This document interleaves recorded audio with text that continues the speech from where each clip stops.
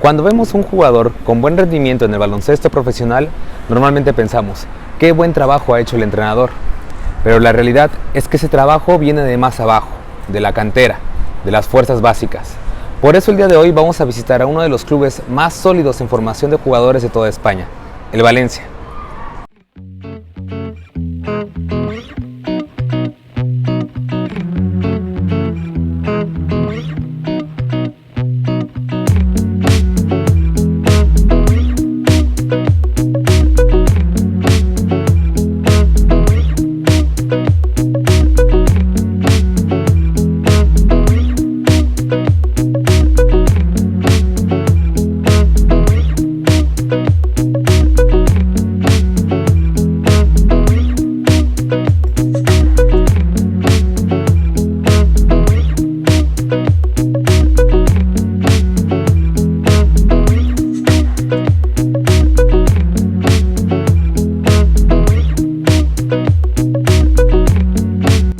Bueno, pues aquí estamos con Paco Pardo, que es el coach de la categoría Alevines de 11-12 años, que nos va a platicar un poco a visión general cómo es que trabajan estas categorías y pues bueno, su perspectiva del entrenamiento. Mucho gusto, Paco. Hola, muchas gracias por poder compartir este rato sobre el minibásquet y por la invitación. Sí, más que nada eso. Gracias por haber aceptado la invitación y que vamos, sabemos que esto normalmente es difícil que un club pueda abrir sus puertas y qué gusto que esto se pueda desarrollar. Bueno, en las categorías de 10 a 12 años, ¿qué tan importante es la especialización? Porque vemos muchas veces que hay algunos entrenadores que todavía, este es como un punto de quiebre entre los chicos que ya están entrando en la adolescencia, empiezan a trabajar sí ya más el baloncesto en su forma, otros todavía siguen con rasgos generales de lo que es la disciplina, de todas las disciplinas, pero ¿qué es lo que hace, cómo trabajas tú en esas categorías? Bueno, lo primero con respecto a la pregunta es que no especializamos a los niños en la manera de lo que tienen que hacer, entendiendo como las posiciones de juego.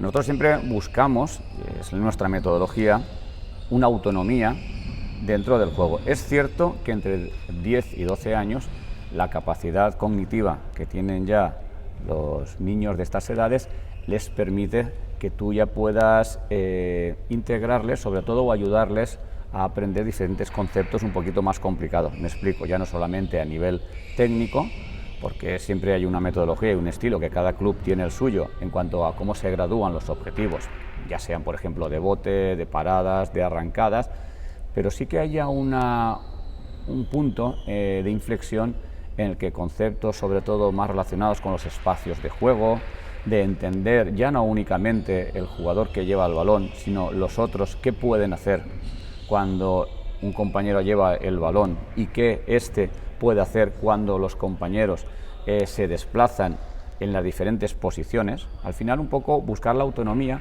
y buscamos ya un cierto orden en estas categorías ya de primero y de segundo año. Creo que es importante, por lo tanto no hay especialización. Es cierto que tenemos jugadores que físicamente se notan muchísimo y sobre todo el segundo año de Alevín que físicamente han crecido mucho antes que otros y eso muchas veces condiciona también. No significa que tengan una madurez a nivel cognitivo, pero sí a nivel físico. Entonces esos jugadores a veces se puede correr el riesgo de decir, bueno, pues este ha crecido ya, es grande, este juega en una posición más cercana al aro. Nosotros damos libertad absoluta y si vieras un entrenamiento nuestro es que todo el mundo hace de todo. Trabajan todas las posiciones, no están ya marcados en que tienen que casarse con hacer cierto tipo de tareas, ¿no? El jugador todavía sigue siendo polivalente en ese sentido. Son polivalentes tanto en los espacios, y muchas veces hablamos de espacios ofensivos, espacios defensivos, que de una manera muy global y muy general ya podemos trabajar en estas edades, y todos los jugadores participan de todas las posiciones. Yo muchas veces cuando trabajamos, vamos a poner por ejemplo una salida de presión, es decir, pues los jugadores participan de todas las posiciones, es decir, no hay uno que saca, el otro que recibe, el otro que se va al mediocampo, es nuestra manera de trabajar. cuando entrenamos lo hacemos de una manera global. ¿Y qué pasa? Que el jugador que tiene en este momento es un poco, vamos a poner, más torpe físicamente a nivel de coordinación motriz, siempre cometemos errores. Pero bueno, eso lo tenemos que asumir nosotros. Si no asumimos los errores para mejorar sus competencias, teniendo en cuenta sus capacidades, difícilmente yo creo que podemos entender que somos unos, yo diría buenos entrenadores, no, útiles, ¿no?, para ellos.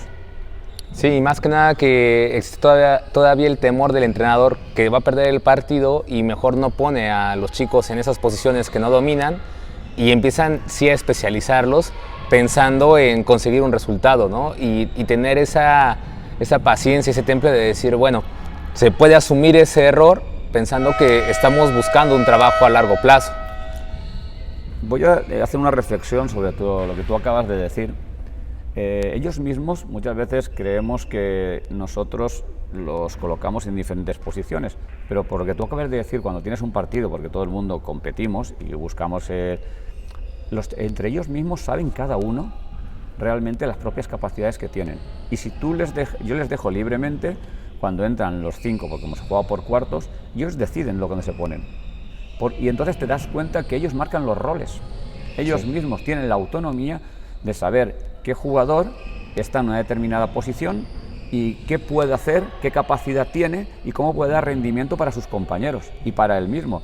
Y a veces nosotros no hace falta que digamos nada. Si tú realmente favoreces esa autonomía, ellos mismos son capaces de gestionarse. El jugador que sabe que le cuesta subir el balón, él mismo, cuando llega a un partido mucho más complicado, sabe que a lo mejor no puede ayudar tanto en el bote de balón, y es como aceptar esa realidad de que está en un momento de desarrollo, de aprendizaje, que ese nivel competitivo de un partido determinado, porque hablamos de un partido determinado, ¿no?, él sabe que tiene que estar en una determinada posición, un determinado espacio. Pero nosotros eso no lo entrenamos. Sin embargo, ellos son capaces de hacer esa deducción de una forma natural porque trabajan conjuntamente todos los días. Y eso es una buena señal, ¿no? Porque entonces, si te das cuenta que el jugador ya está tomando ciertas decisiones, está esa sensibilidad a todo lo que ha experimentado y el simplemente poder identificar en qué eres bueno, pudiera parecer simple, pero para un jugador de esa etapa es un gran avance. Yo creo que lo que ellos se dan cuenta, sobre todo en estas etapas, más que todos piensan que son buenos. Es decir, yo creo que todo el mundo, cuando estás trabajando, creen que hacen las cosas, pero siempre van encaminadas a aspectos puramente ofensivos. En el minibásquet pues siempre trabajamos fundamentos ofensivos, mucho más, yo creo, que defensivos. Creo que en el mini los unos contra uno, por ejemplo, en la toma de decisiones o el trabajo, siempre hay ventaja del jugador que lleva en ataque, porque al final, durante muchos años vamos trabajando esto. Luego, sin embargo, cuando en esta etapa que tú decías, yo creo que se dan cuenta de su capacidad motriz. Al final, las virtudes vienen más, sobre todo por lo que somos capaces de hacer físicamente, y luego también hay algo importante también, que ellos mismos son capaces de saber dentro del propio equipo qué compañero es más competitivo. Muchas veces condiciona, que no es un aspecto que no hemos visto emocionalmente, y hay algunos jugadores que se autolimitan y hacen menos cosas cuando están con otros compañeros en pista que con otros distintos. Y es algo también que tú, como entrenador, forma parte de lo que haces todos los días, de la práctica deportiva. Sí. Es curioso ese aspecto emocional de cómo se autolimitan muchos jugadores cuando trabajan con compañeros porque piensan que son mejores. Al final, tú como entrenador, cuando tú percibes esto, porque es observación, tienes que hacerle ver cuáles son sus fortalezas. No en relación al compañero que tú estás viendo realmente que para él le limitan su toma de decisiones, sino en relación a él mismo, su capacidad que tiene para hacer cosas buenas según su capacidad física y generarle sobre todo una tranquilidad emocional, sobre todo, ¿no? Porque muchas veces no les provoca incertidumbre, dudas, y entonces se te paran. Sí. No hacen nada, porque al final el minibásquet es un tema también de intensidad, pero intensidad emocional por parte del entrenador, que tienes que trasladar, y luego allá viene ya la intensidad puramente deportiva en la enseñanza. Sí, no, eso es súper interesante, cómo manejar todo ese tipo, el canalizar todas esas emociones. Al término de esa etapa, ¿qué tipo de fundamentos se podría decir que ya debe de tener el jugador? Ha concluido ese ciclo de Alevín, 2 años, viene a la siguiente, ¿ya qué debe traer el jugador al evolucionar a la siguiente etapa? Lo primero que me voy a meter para mí son hábitos. Creo que los hábitos deportivos son lo primero en una etapa ya posterior, que es el baloncesto. Cuando hablo son hábitos educativos, de comportamiento, de respeto, de rutinas de entrenamiento en cuanto a poner el material, puntualidad, recoger el material. Yo creo que empezaría por ahí, de saber estar con los compañeros.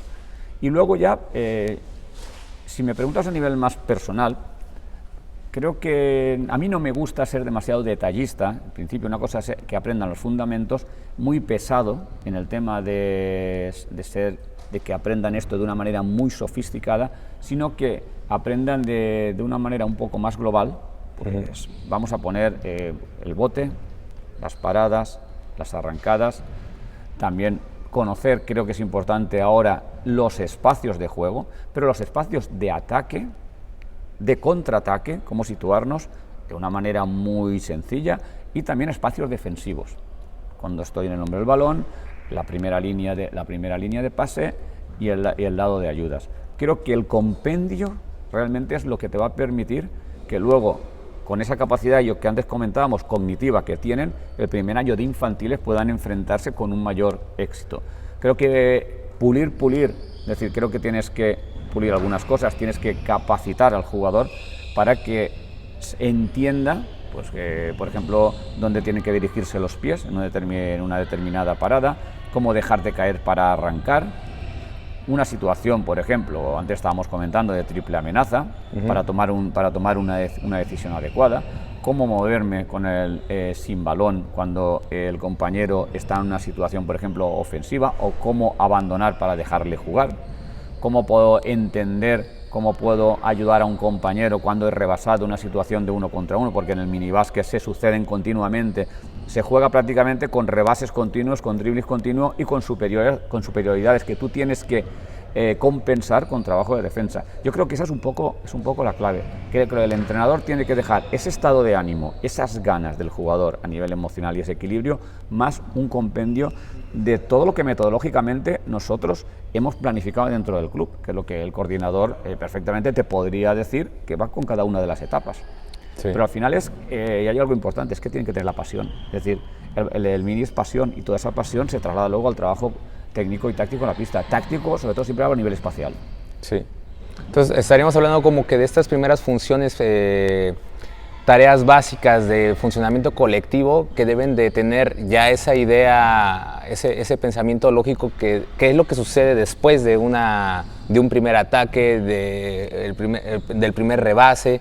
Es que ya deban de saber cómo tienen que responder colectivamente ante ese tipo de situaciones. En estas edades, y sobre todo el segundo año, hay algo que no hablamos muchas veces, que los entrenadores aquí muchas veces hacemos incluso formaciones, que son conocer un poco las etapas evolutivas de los jugadores. Cuando tú llegas a estas edades, sobre todo en un segundo año de categoría alevín, tienes que empezar a saber también que es el momento, sobre todo, de crear el grupo. Seguramente en edades un poquito más avanzadas, vamos a poner benjamines, 7, 8, 9, incluso el primer año, 11 años, cuesta un poquito más. Pero aquí hay un sentimiento evolutivo de pertenencia al grupo. Y ese sentido de pertenencia, que es propio del desarrollo evolutivo de estos chavales en estas edades, tienes que aprovecharlo para crear ese grupo, lo que estamos hablando, a nivel de trabajo de baloncesto. No podemos desaprovecharlo. En absoluto. No podemos quedarnos en esos fundamentos que antes trabajábamos, mucho más concretos, técnicos, sino hay que sacar el máximo provecho, pero no nosotros, de ellos, porque tienes que enseñarle ese potencial que pueden tener de poder entender el juego. Y para mí es clave. El sentimiento de grupo aparece en estas edades, se lo tienes que dar. Cuando hablamos muchas veces de cohesión, no busquemos la cohesión en 7 años, pero sí busquemos en 12 años, y ya como una especie de preámbulo para cuando suben a categoría infantil. Yo creo que es clave, creo que los entrenadores de minibásquet deben plantearse esto, cómo preparar al equipo en ese tipo de reacciones, de respuestas dentro de piezas, de manera global, de manera colectiva, porque al final tú tienes que también fomentar algo importante, las relaciones humanas. Las relaciones humanas, en este caso, las fomentamos también a través de las relaciones y respuestas que damos en distintos momentos de lo que entrenamos y luego también en los partidos. Así es. Y al hablar de las relaciones humanas, obviamente también aparecen aquí los padres. ¿Cómo se maneja esta relación? ¿Hasta dónde se puede involucrar el padre de familia en el equipo? en los partidos, muchas veces, a veces hasta en los entrenamientos, podemos ver a padres que se quieren involucrar. ¿Qué es lo que permite o de qué forma, cuál es el rol que establecen ustedes hacia los padres? ¿De qué forma deben de apoyar? Hay una cosa que es, lo primero es que a mí no soy una persona que me guste decirle, hablando de los padres, lo que tienen que hacer a los padres. Al final, ellos mismos, delante de las vivencias que tienen de sus hijos, adoptan un rol. Otra cosa es que pueda haber una normativa interna dentro del club en el cual se exponga que si, por ejemplo, usted hace ese tipo de comportamientos, realmente pues el club tenga que tomar algún tipo de medida. Es una normativa interna. Pero si me preguntas como entrenador, yo sí que suelo hacer participar a los padres. Y a los padres muchas veces yo no sé cómo es un jugador determinado. Para poderle enseñar baloncesto tengo que conocerlo. Entonces le pregunto a los padres directamente. Es cierto que cuando hay algún padre que está desde arriba, desde la grada, dirigiendo lo que tiene que hacer su hijo, intento hablar con él. Porque al final el apoyo de los padres es traerlo aquí, el esfuerzo que hacen, el estar a su lado, porque en estas etapas de minibásquet surgen muchas frustraciones. Y entonces los padres deben entender, porque los niños quieren hacer bien las cosas. Y más en minibásquet, cuando son muy emocionales, los padres muchas veces yo creo que no perciben que el apoyo es más emocional, de estar al lado de ellos, y tienen expectativas de que sean capaces de hacer cosas buenas a nivel deportivo, meter canasta, que se haga notar, protagonismo. Esas expectativas a veces no consiste, yo creo, en que las cambien. Ellos van a hacer lo que quieran. Yo creo que antes hablamos de autonomía de niños y los padres tienen su propia autonomía, pero sí poder hablar con ellos, hacerles reflexionar. Yo creo que esa es un poco la clave, ¿no?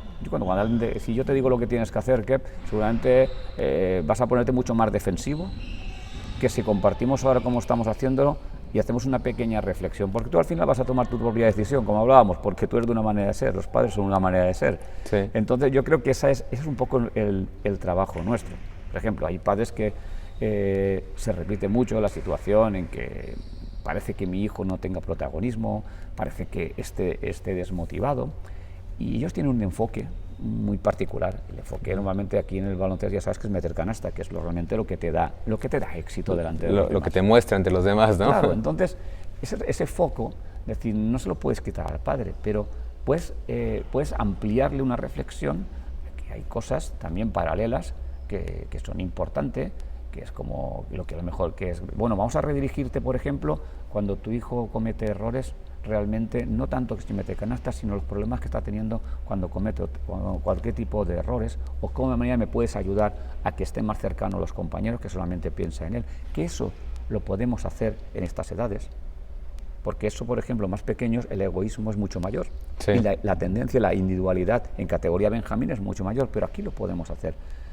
Y esto es un año complicado, que el tema de los padres, yo no tengo una respuesta, porque cada padre es distinto y cada padre tiene unas expectativas y unos objetivos distintos, pero creo que es un tema que tenemos que reflexionar. No tengo ninguna respuesta en concreta, pero sí te puedo decir que en estas edades las expectativas de los padres cambian también. Yo veo de una manera global que empiezan a pensar en el futuro de sus hijos. Y ese futuro, ya no lo ven solamente como un pasatiempo, ¿no?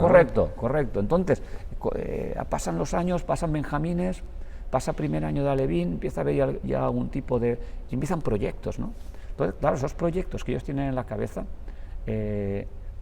son los que luego les hacen, pues bueno, vivir, porque yo hablaría siempre de vivir de una manera determinada dónde está su hijo, dónde entrena su hijo y los partidos con su hijo. Es un tema complicado, el tema de los padres, pero yo creo que todo se basa en tener, pues bueno, cierta cercanía siempre, pero manteniendo una distancia realmente, porque es cierto que vas a tener muchos padres y a los entrenadores, muchas veces más jóvenes, intentan ganarles terreno. Oye, mi hijo juega poco, es que mi hijo lo pones y no coge protagonismo. Ese tipo de situaciones son muy complicadas.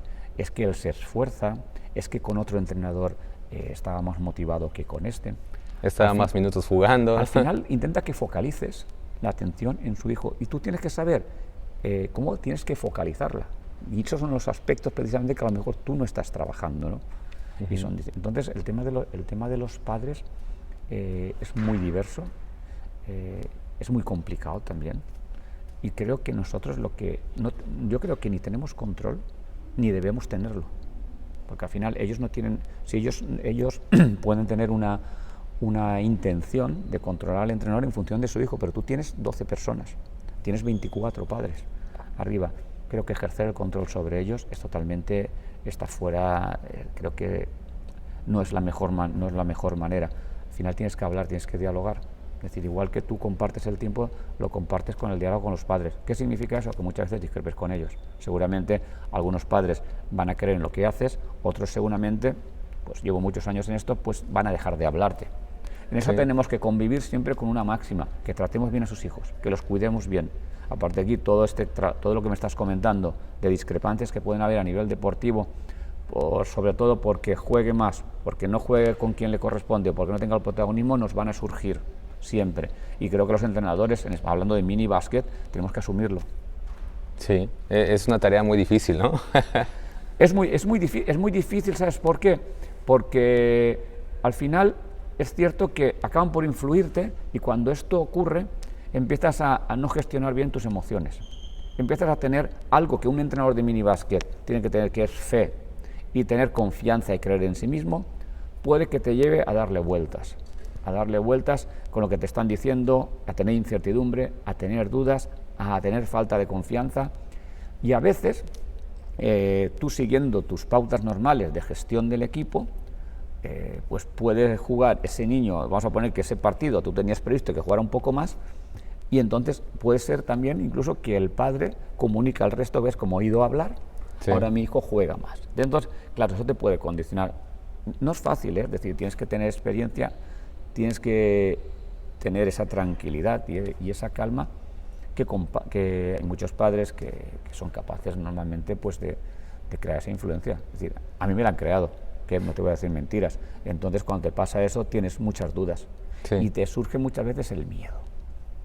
Te pueden provocar ese miedo y el miedo es la emoción que es todo lo contrario al aprendizaje. Si yo como entrenador tengo miedo porque estoy condicionado, que puede ser por un padre determinado, no genero aprendizaje a los chavales, porque estoy trabajando con esa falta de confianza y con esa incertidumbre, que la incertidumbre muchas veces no te lleva a nada. Te llevas a qué te lleva muchas veces, a rabietas, a cabreos con los chavales y porque realmente tú no estás gestionando bien tus propias emociones, muchas veces pues por comentarios, diálogos o comunicaciones que has tenido con padres. Es una labor muy complicada. Sí. Y no te voy a decir ingrata, esa es la realidad que tenemos. Que es parte de nuestro trabajo, es parte de nuestro trabajo. Así es. Aceptar que están los padres y aceptar que son las personas que más respeto debemos tener, porque realmente son los que traen a sus hijos aquí. Claro. Es decir, yo creo que son las más importantes. Si no los trajeran, no estaríamos hablando de tú y yo aquí. Exactamente, si no contamos con ellos, se acaba la historia. Y en situación de la convivencia entre el proceso y el resultado, porque aunque sabemos que son categorías de formación, el resultado ayuda muchísimo a que el joven en cierta forma vaya adquiriendo más seguridad, su autoestima también se ve un poquito más robustecida.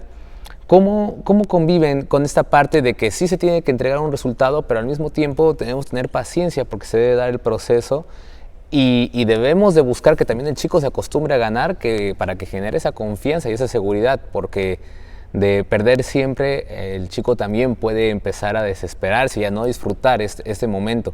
¿Cómo lo manejan aquí? Pues yo te diría que lo importante es el día a día.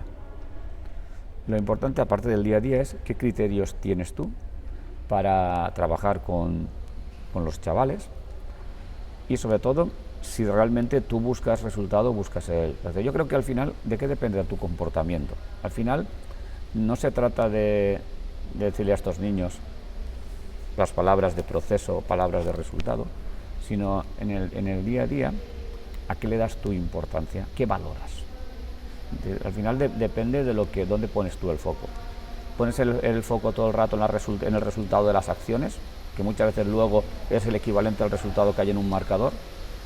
Pones el foco en la ejecución de lo que ellos hacen.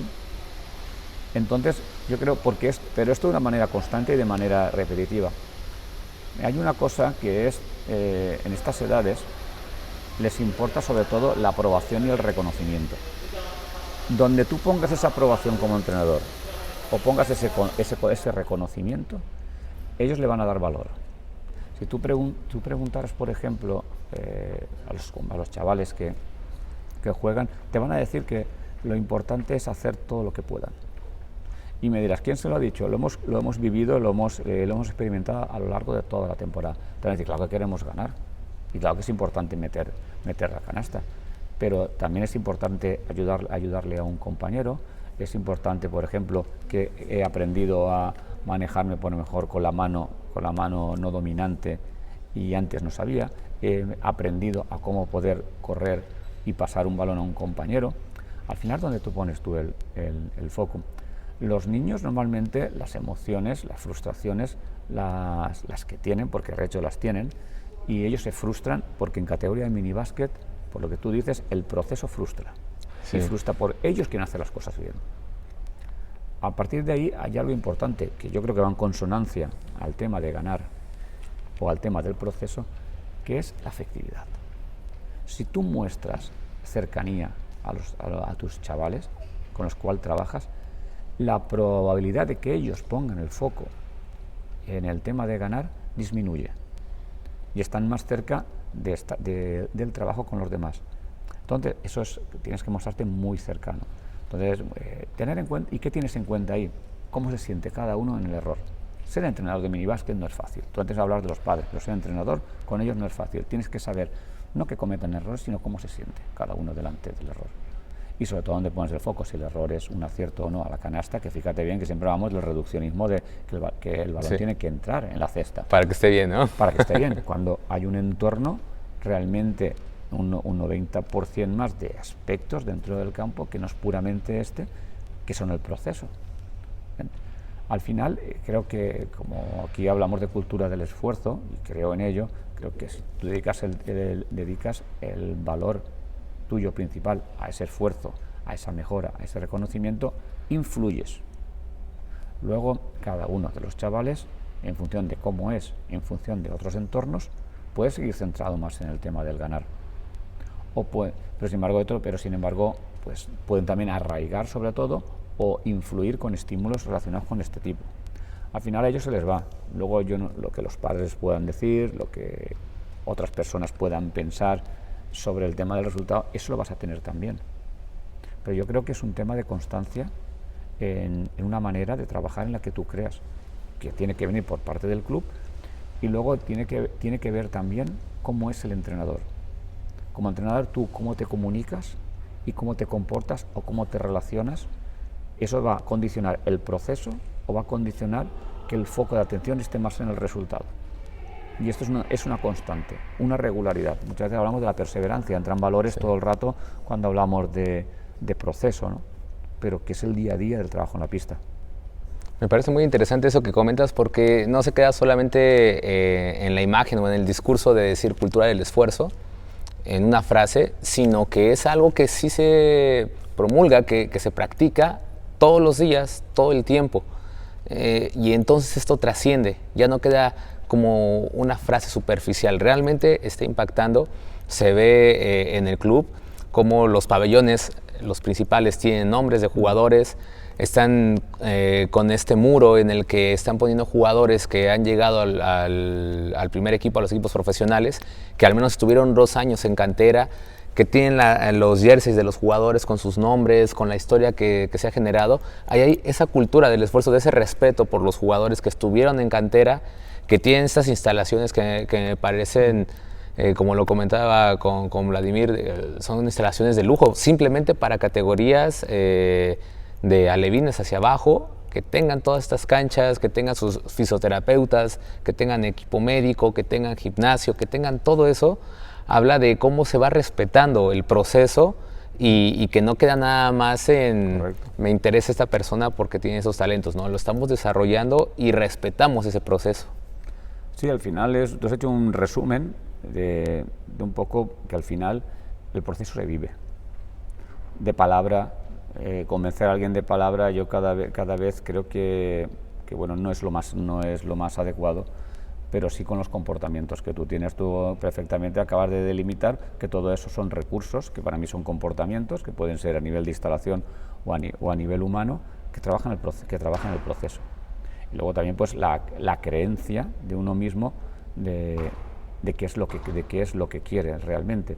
Si realmente queremos ser educativos o realmente solamente trabajar para el ganar o perder.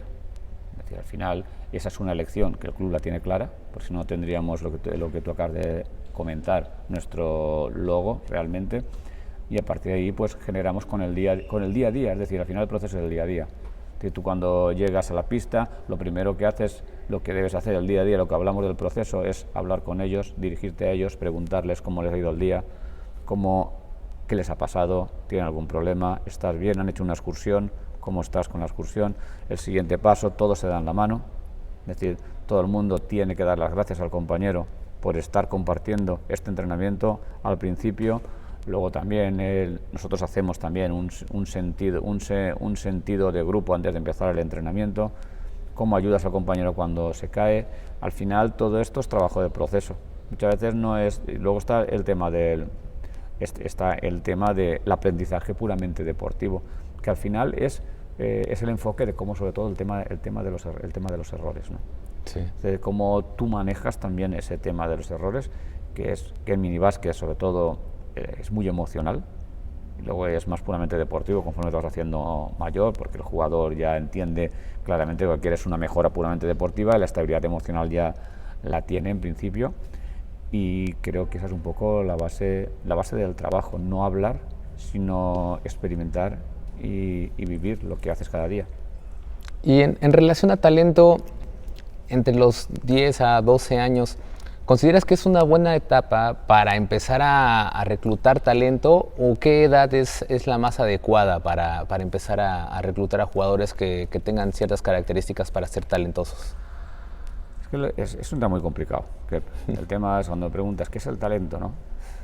Es que si me preguntas a mí, igual seguramente se me van a echar encima, pero para mí es que todo el mundo tiene su propio talento, y el talento es igual a unas determinadas capacidades. Es cierto que el baloncesto requiere unas capacidades coordinativas, motrices, cuando son pequeños, ¿sabes? Pero también requiere conocer muchas veces potencialmente el propio desarrollo físico. Y creo que algo importante, que yo creo que no depende de la edad, sino el desarrollo y el equilibrio puramente emocional de los chavales. Al final yo creo que el jugador se va desarrollando siempre y cuando tú le propongas, y me da lo mismo la edad, un entorno lo más agradable posible. Yo creo que entonces lo de reclutar antes o después, yo creo que hay que mirar primero también unas variables relacionales también, sociales importantes, para que a veces puede que no las saltemos y no se tengan en cuenta, pero al final cuando son de estas edades prima más esa capacidad de coordinación motriz, porque realmente es un poco donde se ve el potencial o de crecimiento físico, realmente esas capacidades para decir, bueno, pues sí que es un talento motor, un talento físico, y realmente pues se puede incorporar dentro de nuestra disciplina para ofrecerle nuestros recursos para poder desarrollar pues ese presumible potencial que puede tener.